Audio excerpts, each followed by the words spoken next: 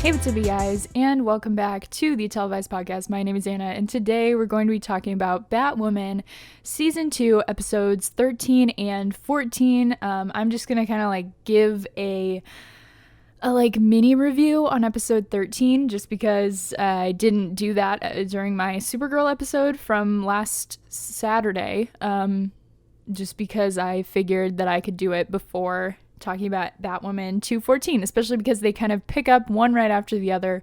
Very much the consequences of the end of 213 impact everything about 214. So I thought that, we could just talk about them all at once, get it, kind of keep them together. So episode 213 was called I'll Give You a Clue, and then episode 214 is called And Justice for All. I thought both were extremely solid episodes. Genuinely, I'll talk about it in a minute, but 213 was pretty gross. I was like, oh my god, guys. I was like, I can't do this. I can't. It was horrifying, but it's fine. And then, there's a lot of other things that I absolutely adored about 213, and then 214 definitely was really interesting as well. It had a lot of interesting, scenes and things that happened, so let's just get right into it. So 213, like I said, genuinely really liked it. It was a lot of fun. I hated the torture device they used on Alice. I'm not even gonna talk about it. I'm not gonna say what it was, because I can't. And I was even told, normally I have family dinners on Sundays, so it's a very inopportune day for one of my TV shows to be airing. So I normally don't get to watch live, and people were literally messaging me being like, I know you're squeamish, watch out for what happens in this Batwoman episode. And I was like, oh my god. And I even knew that, so I ended up skipping through a bit of honestly most of the, unfortunately, a lot of the Alice torture scenes from the beginning kind of chunk of the episode, just because I was like, I cannot physically watch that. And then of course it happened right at the comeback from the commercial break, so I didn't even get a chance. It was disgusting. I can't talk about it. So I hated that. I hated that. It was so terrible. Obviously, good, really well done by everybody in the scene, but I just physically could not watch it. Because I am just too squeamish, too squirrely for that. Anyway, so aside from that, though, I loved the tension between Ryan and Sophie this episode. I thought it was great, and I just loved how you know what, I've said this before and I'll say it again, I love how Batwoman does not sit on a reveal. They will not just drag shit out. It happens sooner than you think it will. No matter what it is, it's gonna happen sooner than you might think, because they love to just you expect something to last a long time, and then it's boom, it's done. Because think of the pilot episode. The very first episode of the entire series had Alice be revealed to be Kate's sister, literally at the very end of the first episode. And I remember a lot of people, when that was airing for the first time, I remember a lot of people being surprised and being like, holy shit, I can't believe they dropped that reveal so soon, as the literally in the pilot episode, and so, like I said, they've never been one to sit on a reveal, so I liked that they didn't carry out the whole Sophie's gonna pretend to not know that Ryan is Batwoman thing. Obviously, during the girls' night, she hinted at it, and then it kind of kept coming up, and then she just was like, Ryan, I know you're Batwoman, let's stop the charade. if you guys want to live, we gotta go. And I know exactly, what's going on. So I enjoyed that. I thought that was good because it's definitely in character for Sophie too. Because I think after having a secret be kept from Kate, for so long, I think she kind of realized that like keeping secrets hurts everybody, or it helps nobody, and it hurts the people that, because Sophie saw in this opportunity to like help Mary and Ryan, because she knew that potentially Batwoman could help,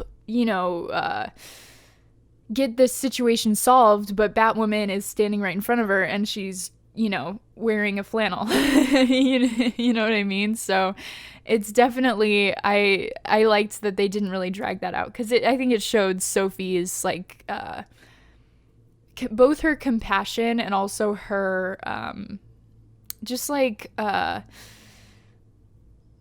Sophie does whatever it takes to get the job done, so I appreciate that about her, and she knew that she had to like cut the shit and just say, hey, I know you're Batwoman, in order to save everybody.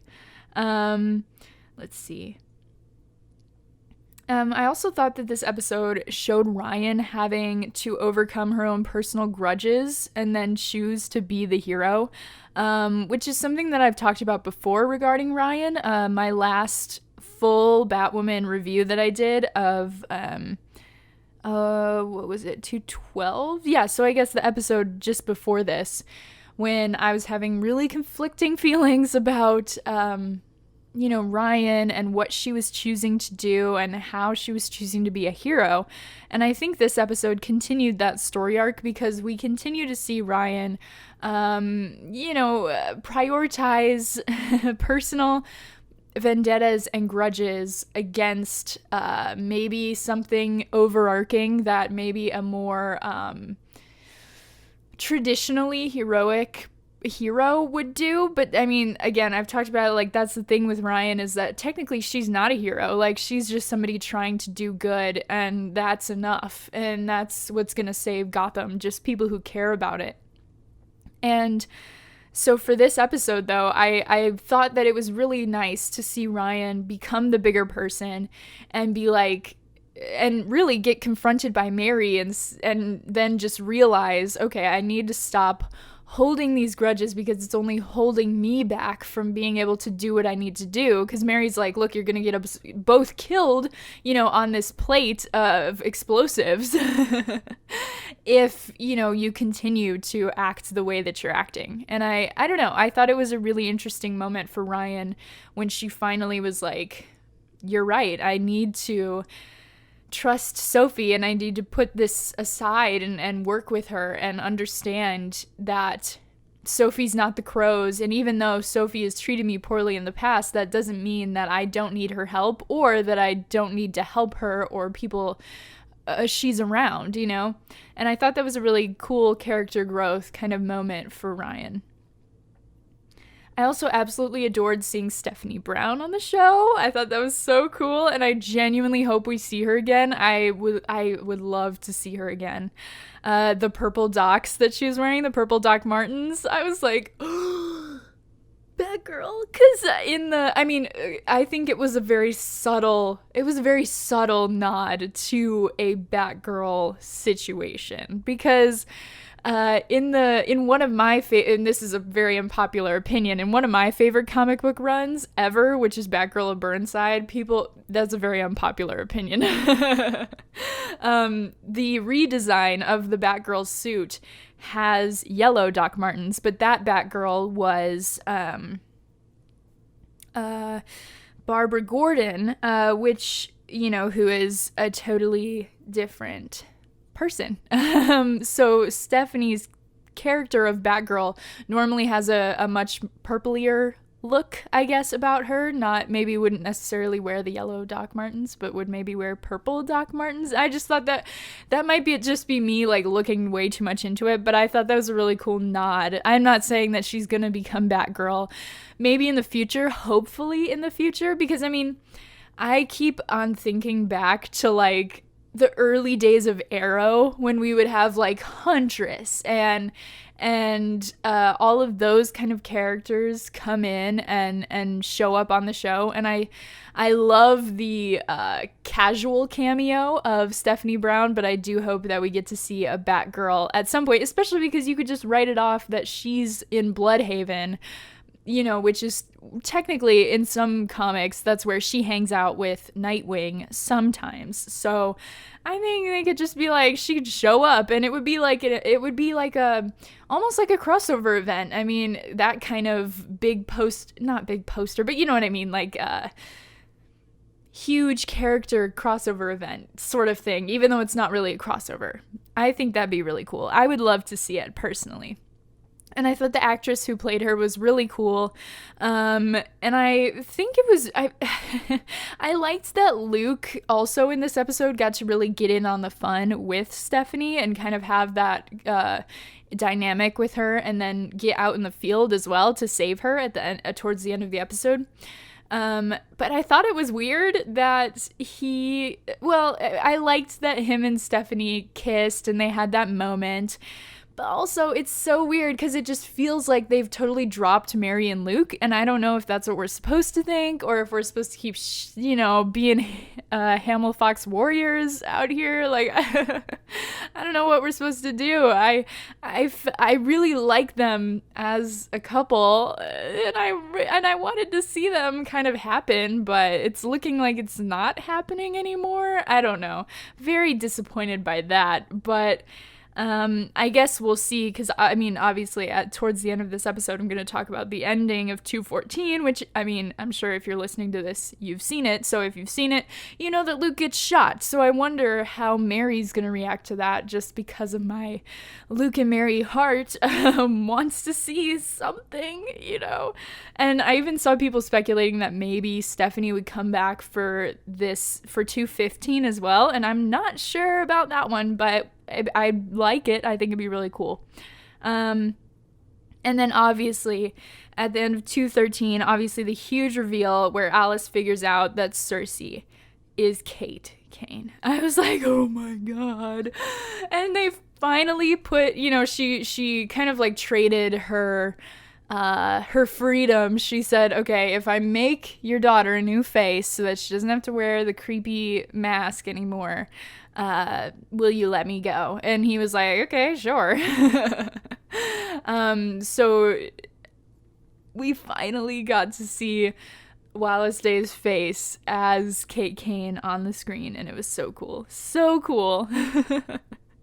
And she said, Alice said, "You have our father's eyes," which was a line directly from the original Batwoman run with Alice, like the very first appearance of Alice within that run. She said, "You have our father's eyes." Like, it was a big thing. It was a big deal. And I thought it was really cool that they did that. I love when because the Batwoman writers, it's really cool to see that they genuinely love Batwoman, and that sounds so ridiculous to say, but as a fan of Supergirl, sometimes I think that the writers of Supergirl they just don't like her as much as they like Superman.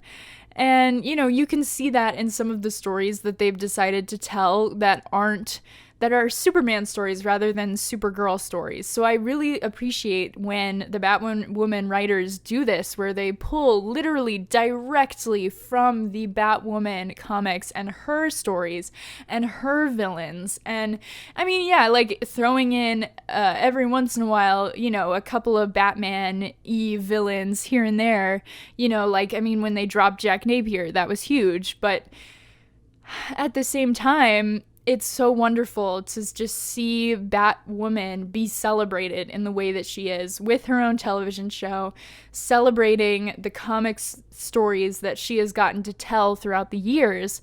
And I just love that. It sounds really ridiculous for me to be so happy about a show celebrating the comic history of its character, but again, I like Supergirl, so and the only time they've ever done a Supergirl comic book storyline has been season 3 with Reign, and I liked that, and that was great. But again, it's just like all of the other seasons, it's fine. So yeah, I really appreciated that, and I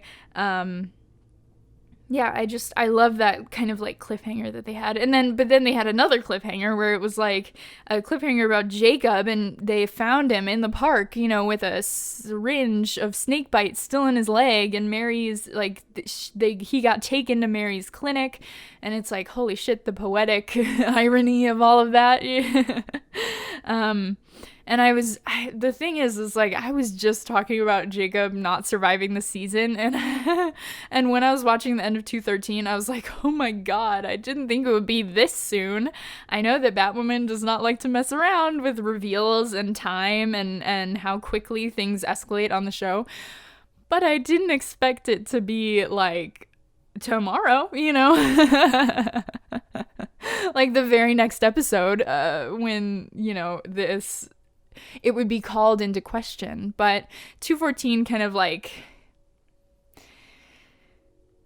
put that to rest maybe a little bit. He wasn't quite as in danger in 214. So speaking of 214, let's talk about and Justice for All. It was right off the bat, I just have to say, it was a really, really, really good episode. I think it touched on a lot of interesting topics, and I liked each story thread from the episode where, you had Luke, Ryan, and Sophie all dealing with their own thing, Mary and Jacob dealing with their own thing, and then Alice dealing with her own thing. And I thought it was really well organized, well written in a way that like it allowed the like really heavy and poignant moments to have their weight and to have their moment, while then the next minute they're fighting zombies, and it's like, it was such a good balance of kind of the outlandish comic book ridiculousness of a drug that turns people into zombies, and also having some really like poignant and heavy and deep storytelling going on with Luke, Ryan, and Sophie all at the same time, and then also having Alice dealing with her shit as well. It was a really interesting and jam-packed episode, so let's get into it. It picks up right where the last one left off, with Alice insisting that Cersei is Kate, and Cersei's being like totally weirded out by this. It's so funny because it's like Alice is looking at her and she's like, oh my god, you're Kate Kane, and she's like, no, I'm not. Why would you say that? And she, like, Cersei, okay, so we also found out a little bit more about Cersei and her backstory, and how, she was killed because Alice knows that she was literally trampled to death, apparently, in an Arkham breakout, which Roman apparently blames on Batwoman, which... was that Batwoman's fault? I can't remember. I haven't seen season 1 since it aired, so it's been a long time. I'm definitely gonna have to go back and rewatch to like try and put the pieces together about like who Cersei Sionis even is, and like trying to put together the timeline of when she was killed. I mean, it had to be after Kate put Alice in the cell, so after she was there with Mouse. And then, because then she broke out, so there had to be some kind of, something to deal with, like, there. I don't know. But anyway, it doesn't matter. All we know is that Alice was granted her freedom by Roman, who she knows now is Black Mask, because she put the pieces together that she is Cersei Sionis, so duh. Why would Black Mask be interested in Cersei if... he's not her dad, so hello. And then, but the thing was that really struck me in this scene was that Alice tries to stay. She tries to stay, and she like gives the excuse that she needs to like make sure that her face is not going to peel off and stuff like that. And it's just, so sad, because she is literally like looking at her sister, who she believed to be dead twice over, who she has now decided that she wants back so exponentially bad. She misses her so much to the point that she wants to erase her from her memory to alleviate herself from the pain, that she offers to stay, in this creepy, this layer where she was literally just tortured for, a long time, and is with these people who are incredibly dangerous and have no use for her and could kill her in an instant. And I just thought that was such an admirable moment from Alice, where she was like, I want to stay, I need to, make sure your face doesn't peel off. And Roman is like, I run a cosmetics company. And I'm like, buddy, just because you make makeup doesn't mean that you know things about peely faces, okay? But she just wants to try to crack Kate and save her sister. With Batwoman, she is busting a snakebite deal, and it's revealed that there's a new mix on the market that's blue. So she chases down a suspect, and she finds a woman with eyes like a snake or a cat or something like that, fully eating a person. And then we see a guy taking that altered version of snakebite, and it's confirmed that this version turns people into basically like cannibal lizard people. I guess like the eyes are supposed to be like snake eyes, I guess. It's really creepy and gross. So after this, at the holdup, Ryan is hosting a fundraiser for the community center with Imani, who she's apparently been boning on the side, but it's going ridiculously well for them. It's somebody donated a basketball court, I guess. So it was going great. Luke assists Ryan in a lie, and they actually discuss her love life and how she's frustrated with the double life situation she's having to live. And Luke basically is like, yeah, that's why Kate was so broody all the time, because she couldn't, she was sad. She didn't date a lot. She had a lot to deal with.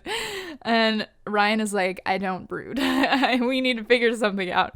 And I love that. And I think that's so funny, the difference between these two characters, about how Kate is so like deep and dark and broody, and Ryan is kind of like bubbly and outgoing.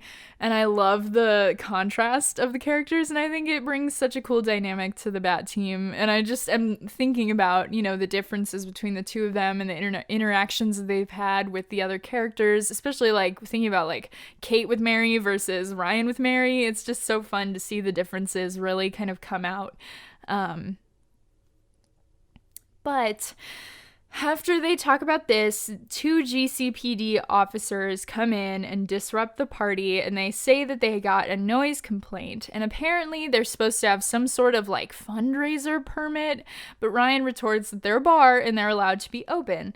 Luke comes in to try to defuse the situation, but Ryan can see through why exactly they're targeting the bar and the fundraiser specifically, seeing as the patrons at the moment are mostly people of color, and it's also benefiting the community center, which obviously benefits people of color and keeps specifically, underprivileged or disenfranchised kids off the streets. She can see right through their bullshit, and it ends with the two of them getting arrested after Ryan is basically assaulted by the officer. It's a really striking scene, and it was really upsetting to watch. So then Sophie ends up swinging by the holdup to find that the fundraiser is over and confronts an officer there who's filing the report. Sophie says that she doesn't believe that he's telling the truth about what happened, and flashes her kind of crow status to try to intimidate him after he calls her aggressive for simply inquiring about the arrest. And they kind of have this standoff. So in the holding cell, Luke and Ryan cannot remember Mary's phone number or the number for the clinic, which is so relatable. Like, you don't know anybody's phone numbers because you just have them in your little contacts. It's like, oh, shit. But it unfortunately leaves them high and dry for the moment. And also, little do they know, she's a bit busy with Jacob. But Luke, they have this conversation in the holding cell where Luke confronts Ryan about her behavior in the police interactions, saying that sometimes there's some fights that you can't win. And he basically kind of is like, I learned to keep my head down after growing up around rich white kids. And then Sophie gets taken into the cell because she was arrested too. And it's like, oh shit. Now 3 of our main characters are all in jail. And unfortunately, the common denominator amongst the 3 of them is that they are black. And it's like, you know, they have some interesting conversations because of this. But before that, we get to that lizard guy and he's rummaging through trash looking for stuff to eat, and he assaults a woman, kind of manhandles her, is really, but he lets her get away, and then an officer kind of approaches him, but before he can try to eat him, he's attacked by 2 other lizard cannibals and he flees. So that guy, the lizard guy, is kind of the guy that we follow throughout the whole episode in regards to this like lizard cannibal epidemic. And he genuinely is trying to not eat people. So yeah, anyway, back at the holding cell though, Sophie says that they didn't believe her when she said she was a crow, and that's why she ended up in jail, because she was not in her uniform, she didn't have her badge, they didn't believe her, and there she ended up. And Ryan says that wouldn't have happened if Sophie had been in uniform, and Sophie says that if Ryan hadn't touched a cop, then she wouldn't be in the cell either. And Ryan says that Sophie will always be a crow before she's Ryan's ally or friend. And I think that was a really difficult scene because on one hand, we as the audience love both Ryan and Sophie, and we want to, at least for me, I want to be like, defend both of them, but at the same time, they're both, not that they're both kind of right, but they both have their reasons for being right. And so as the audience, you're kind of like, I mean, yeah, you have your points and you have your points, and it's a really difficult situation to be in where your 2 favorite characters are fighting and you don't want them to fight. But I think it was really interesting how Ryan is able to continue calling out Sophie for what she does as a crow and her position as a crow and what the crows stand for. And I think it's really cool to continue to see Ryan push back against Sophie and the crows, just because it's a topic that they've been touching on since season 1, and I like that Ryan is able to be the catalyst for making a true change at the crows, especially in regards to Sophie and her dealings with them, because obviously over the course of the season we've seen her steadily not want to be a crow anymore, basically, and like really understand the flaws of the system and understand the kind of environment that she works in. But I just think it's really cool that we have Ryan who was able to like see through the bullshit and be like, this is not okay. What you're participating in is not okay. And it's not, you'll always be a crow before you're a person, before you're a human, before you're a friend, before you're an ally. So then we cut to Alice, who has Enigma tied to the ceiling in her own office. And so I really liked this scene a lot. I liked Alice in this scene. I think she was so awesome because it was clear that she's so fiercely protective of Kate now that she's dropped the illusion of wanting to kill her. And now she just wants her back, and she wants the code word right now. And Enigma says that she had to crack Kate's entire psyche to get her to embrace a whole new persona. But she can maybe help by having something of Kate's that would unlock a memory. So Alice is kind of sent out to go find something of Kate's that would trigger a memory for her and make it easier for her psyche to come back together, basically. And I think that that's really interesting because Alice also pointed out, she was like, all I did was brush Ocean's arm and all the memories came flooding back. But Enigma was like, look, she was hypnotized for like multiple days at a time, and we had to basically like transplant somebody else's personality into her. You know, this is gonna be extreme. Like, you know, that was what's the saying? Like small apples, is that the saying? No, I don't think so. That was nothing compared to, you know, what Alice went through was nothing compared to what Kate went through at the hands of Enigma. And I think that that's really interesting for Alice to kind of hear and be like, you know, God, she's been through so much. And they have something that they can kind of connect with because of that. So at the clinic, Mary is keeping Jacob for observation. Jacob tells Mary that a masked goon shot him with snakebite in the car, which is true, but Mary calls him out on his lie, saying that she's his doctor at the moment and not his daughter. She's like, look, that could have happened, you know, sure, but, you know, you have 16 track marks on your body. I don't think they stuck you 16 times. But while she's talking to him, she isn't really able to kind of finish that conversation. The lizard cannibal guy comes in and chains himself to a bed and tells Mary that he's going to try to eat her if he doesn't stay chained up. And that is when they are fully thrust into, you know, Fear the Walking Dead, iZombie,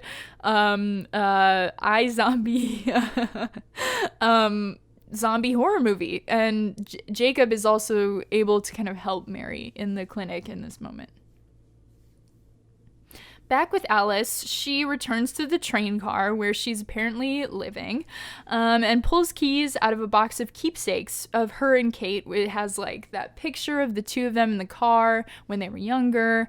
It has a lot of other kind of like memories and keepsakes in it, and so she pulls a set of keys out, and then Ocean jumps out of nowhere and kisses her, but Alice pushes him away. I guess even she is sick of the amount of times they've gotten to kiss this season. She's like, leave me alone, first of all. Second of all. So she's like, I have better things to do right now than make out with you, no offense. And she turns around to leave. But Ocean wants to know where she's been because I guess he's been waiting for 2 days for her. And she tells him that Kate is alive, and she actually cries while she hugs him. And I think that is such an important scene, especially in light of the ending of the episode, because it shows how much Alice truly loves Kate. And I think also, you know, shows Ocean's like kind of clinginess and like codependency with Alice in a weird way. Like, I don't know. He gives me the creeps. Anyway, though, so back at the clinic, Mary says that there's so much crazy shit in this lizard cannibal guy's bloodstream, and he reveals that the snake bite he took was different.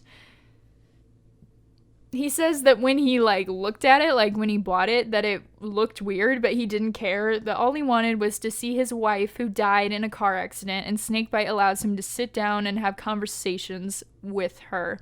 And that's why he continues to use snakebite. And obviously in that moment, Mary is able to discern exactly why Jacob is addicted to snakebite as well, with all of the people that he's lost and the 2 daughters at this point that he has lost. And I think it's interesting how that theme kind of weirdly connects to a similar theme on Supergirl that was kind of happening regarding Kara and her hologram, and like Magan and Jean's like connections to her memories. And I thought it was interesting how both of the series kind of came to the conclusion that you just need to be able to move on and move forward. Like, the real Kara is more important than having this hologram of her. And the same thing kind of with snakebite. Like, you know, you can't just live in your memories, in these altered memories forever. You have to come out and you have to understand, and you have to cope and grieve and move on.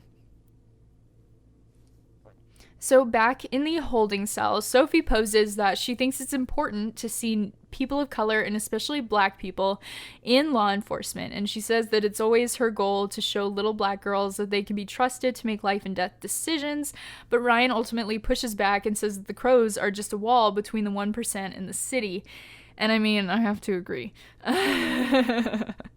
But Sophie goes on to say that she herself is brave for putting her face out in public as a crow and as herself, and she can't turn it off the same way Ryan can with Batwoman.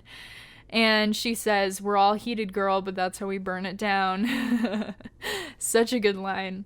And I thought this this conversation was really interesting because it highlighted the different struggles and also like the nuanced positions that many Black people are in, especially in showcasing Brian's valid trepidation towards police and the Crows because of her treatment as a Black woman. But it also like validated Luke's hesitancy and survival instinct that he had to pick up while living amongst white affluence. And then it also simultaneously, validated Sophie's privilege and danger by being Black and a Crow. And I thought it was really important to showcase all of these realities because it's just so true to our situation in America today, like with these conversations that we're having about the role of police and kind of the complicated relationships that Black police officers might have with their like place of employment, and how, growing up in different places and with different types of people will force Black people to deal with the prejudices against them in different ways, especially like in comparison to Luke, who was kind of taught to be like the model minority, which is a problematic, not necessarily a stereotype. I guess it is a stereotype, but like the model minority stereotypes where you are like one minority in a group of like, say you're Luke and you're in a rich white school basically, or, it's like 98% white. And he is expected to be the face of the Black community, or to be perfect and to never make a mistake in the way that maybe his white counterparts might be able to do, because he has to make up for his Blackness or whatever in the face of these people's racism. So Luke was taught to kind of like keep his head down and be quiet and do that, whereas Ryan had to like fight her way through the streets. So she was taught to like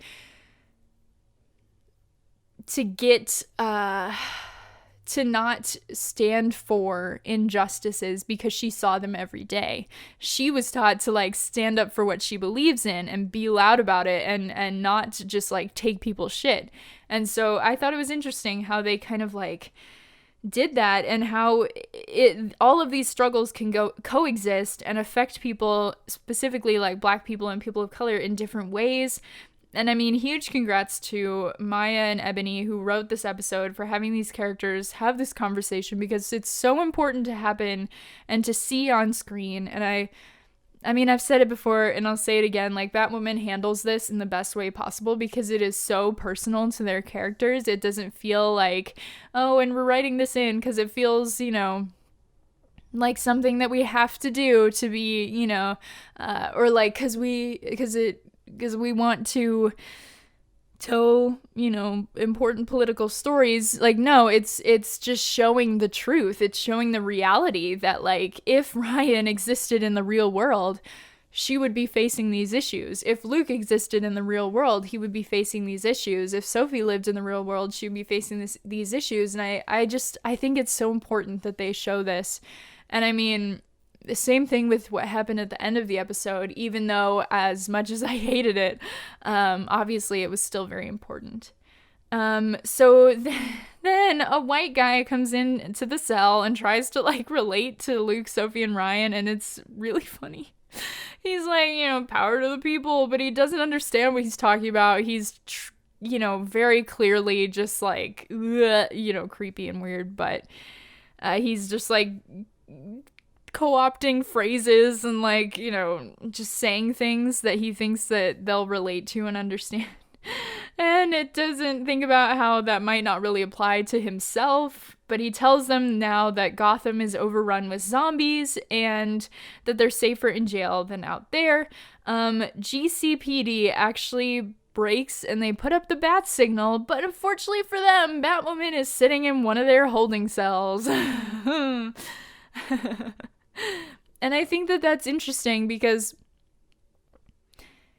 with Kate, they really wouldn't have ever been able to have the opportunity to tell this kind of story where it's like, oh shit, what do you do if you are Batwoman and you have been unjustly arrested and you're sitting in a holding cell?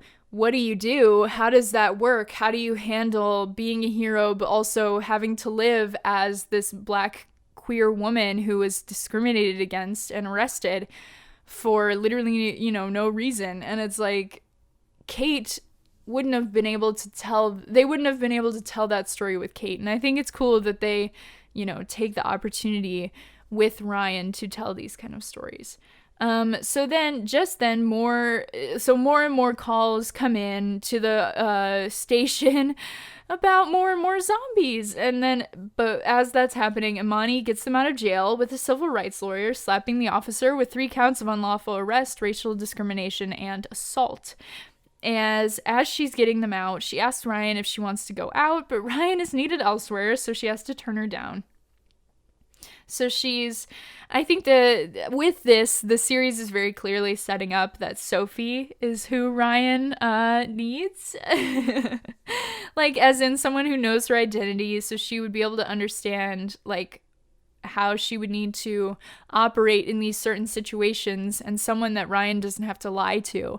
And clearly, like, that's something that we see explored on so many superhero shows, but specifically with this situation with Imani, I think it's interesting that they're like, and then Sophie's right there, she knows your secret, she knows you're Batwoman, and she would totally understand, and she, and I'm definitely interested to see how this goes with their relationship. If they ever, Kate, when Kate comes back, it's definitely going to throw a wrench in it, but I'm so excited to see this potential love triangle form between the 3 of them, because it's going to be so good. It's going to be so good.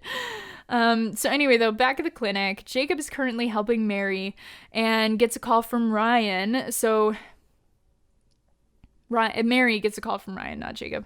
Ryan says that they'll explain later what was going on, but to give her the rundown on the zombies, and Mary tells them that this new version of snakebite is so toxic that it physically changed the makeup of their pupils, and that it's crazy how many people she has in her clinic with chunks taken out of them by crazed cannibals.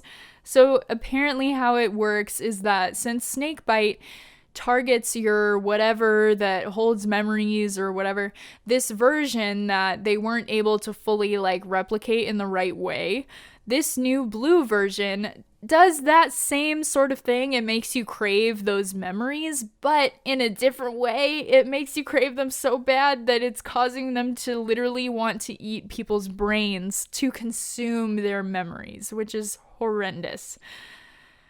At the crow's nest, Sophie gives orders to the crows about this breakout, and Tavaroff, and okay, also, I only just learned this guy's name. I didn't think he'd be sticking around this long. I was just gonna, I figured I'd write down his name, because douchebag crow as a nickname just isn't specific enough.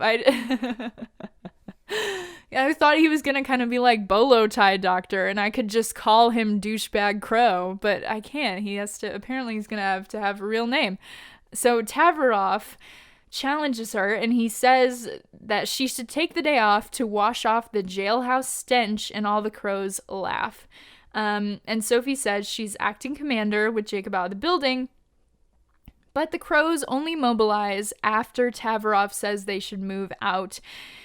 And obviously this scene was meant to show kind of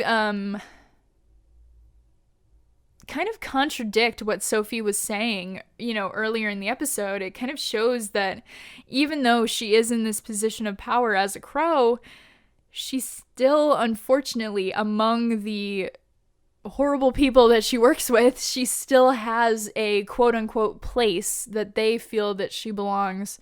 And they won't listen to her. They won't listen to her when she gives them orders. They only listen to this alpha douchebag Tavaroff, and it's interesting. And I think a great catalyst for Sophie. At the Batcave, Luke says that Mary figured out the right thing that would neutralize the brain's activity, that would stop the graving and force the snakebite out of their system. And Ryan asks where the gas gun is, but Luke says that she has to inject each person individually. Okay, back at Enigma's office. This scene is crazy. Ocean helps to cut her down, and Alice reveals that she brought the keys to Kate's motorcycle and says that she was the first in everything except riding a bike. Kate was the first to do that. Alice says that the keys themselves will provoke freedom because Kate always rode her motorcycle to feel free.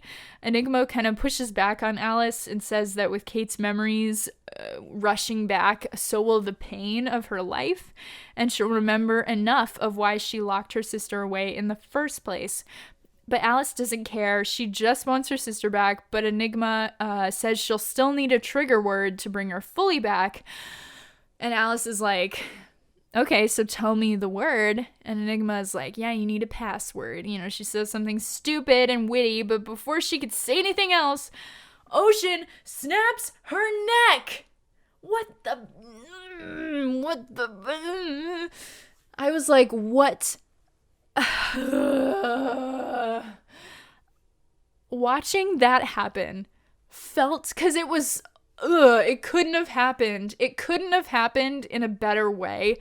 And I mean that as like in a TV making sense, because it was so snudden. It was so sudden, and he just snapped her neck, and the noise and the action, it was so quick, and it was just over. And I was like, oh my God. And watching that happen just felt like a bucket of cold water was just like thrown on my damn head. And I was like, oh my God. Oh my God. What? And my jaw was literally on the floor. I was like, what? And then, so then I had to like pause and be like, oh my God. I couldn't believe it. I did not call that. I could not have called that. Oh my God. I mean, I've been speculating recently, you know, about who I think is not going to survive the season. And Ocean was on that list, and I still have him at about the top of that damn list. But Enigma was not on that list. Especially with how mysterious she is. I was like, holy shit. Oh my God. It was crazy. So then, unfortunately, we cut away from that to witness more zombies as Ryan shows up at the church to start injecting people with the zombie cure. But before she could save them, douchebag Crow Tavroff brings his men in, and they just shoot and shoot and shoot until they're all dead.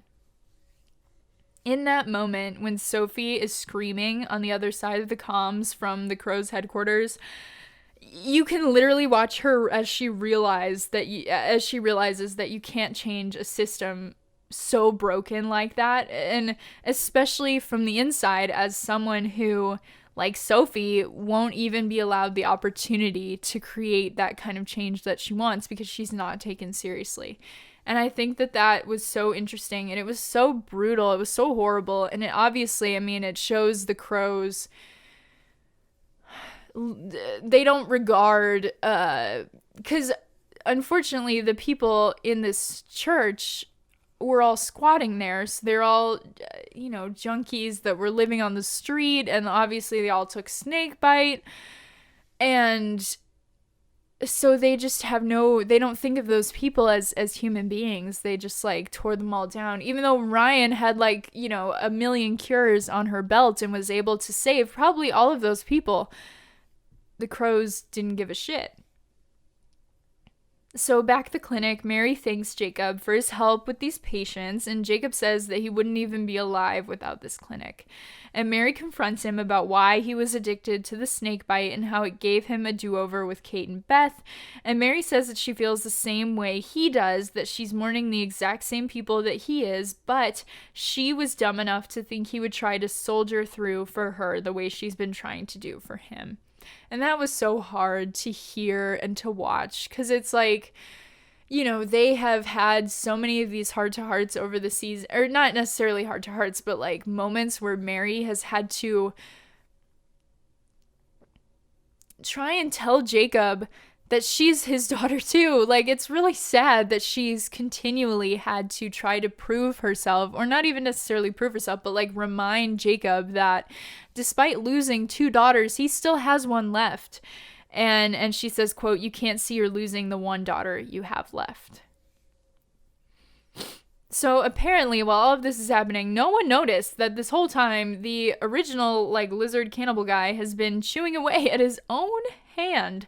So much so that he is able to escape his restraints and flee the clinic. And he wanders, and eventually is confronted by the cop. At least it looked like the cop from the bar earlier. I didn't check to confirm because I meant to do that, but I forgot. I'm just realizing now that I didn't look back and confirm it. But it looked like the same guy that arrested Ryan earlier in the day. So he comes up to him and takes him down and bites his neck, but Ryan is able to finally stick someone with this cure, and she saves the cop who wrongfully arrested her earlier that day, supposedly. I didn't go back and check, but it really looked like the same guy, and that is very poetic if you ask me.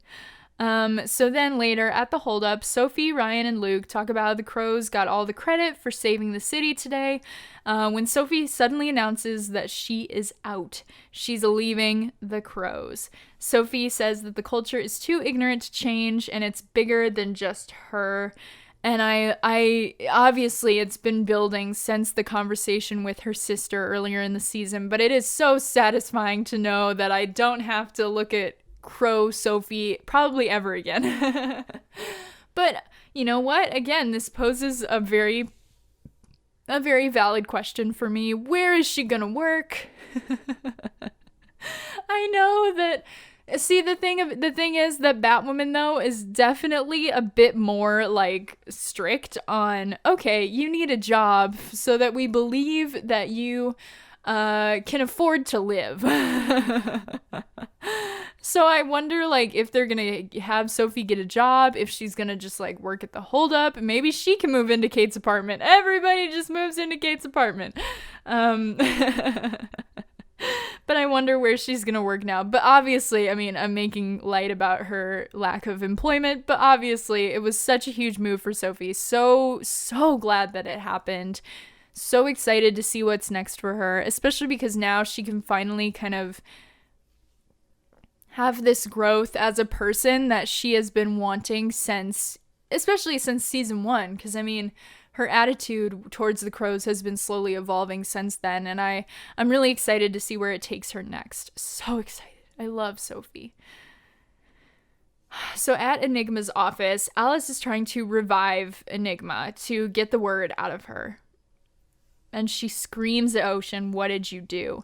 And Ocean says he doesn't want her to get Kate back. He says that he loves her. Blech.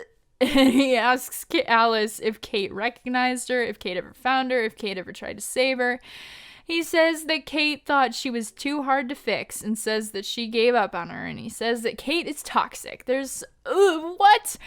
First of all, buddy, I don't know if you know toxic because you're in love with Alice and she stabbed you.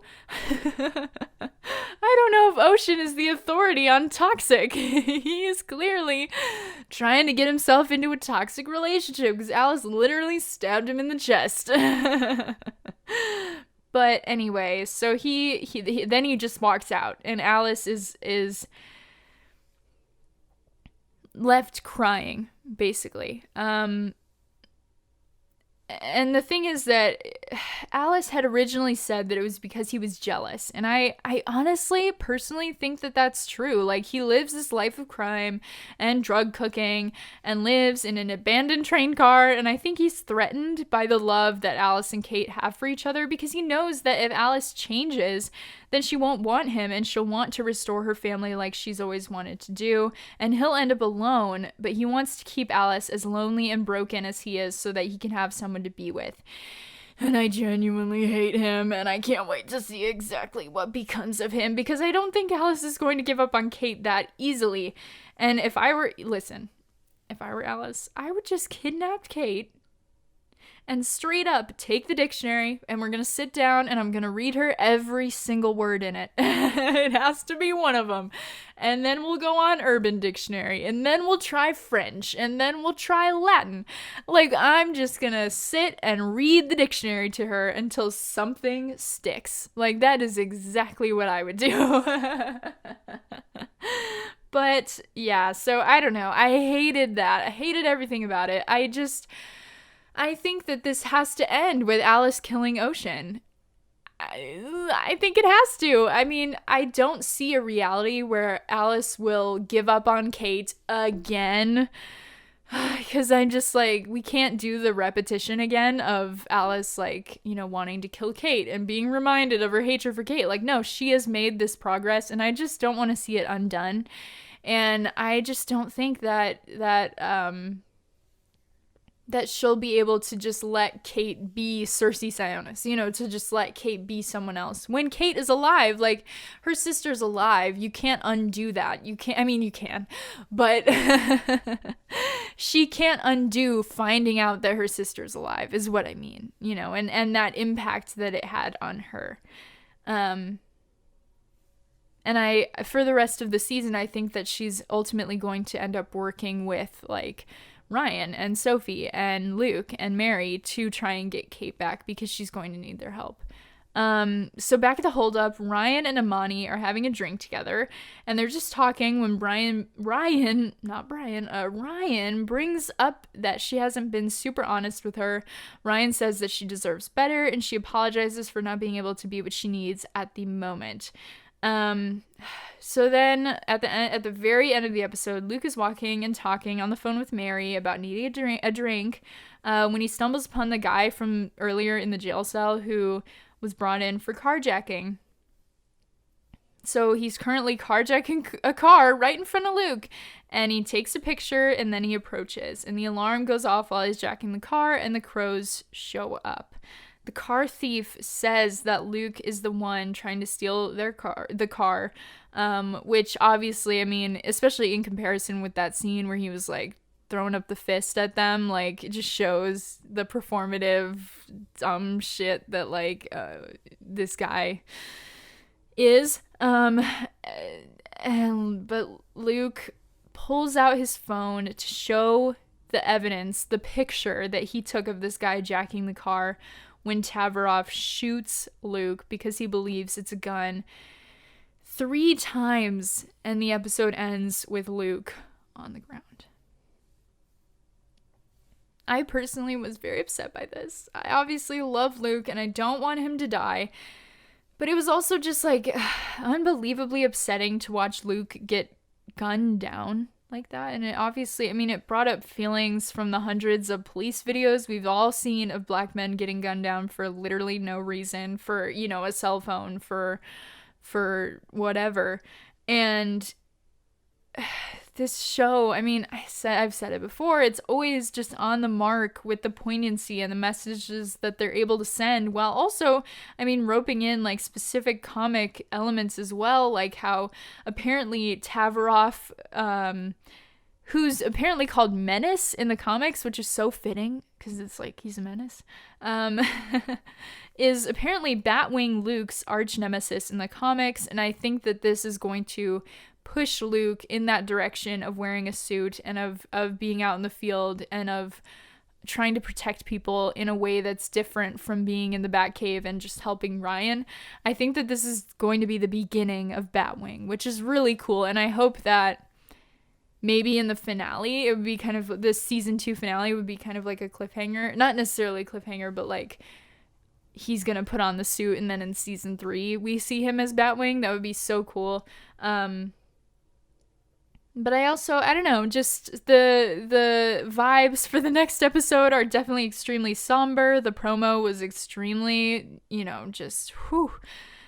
Jacob talks about body cam footage, which obviously is something that we see a lot today, and Sophie comforts Ryan as she sobs in the Batcave. But other than that, unfortunately, we'll have to wait until June 6th for another Batwoman episode. They are going on a couple-week hiatus, which is funny because I literally just said in the last episode that they haven't taken a big long break this season, but they're going to. Either way, I love Luke, and I don't think he's gonna die, but I hope not. I'd be very, very surprised if he died. I'd be very upset. I'd have to take it up with Caroline. I'd be like, this is too much.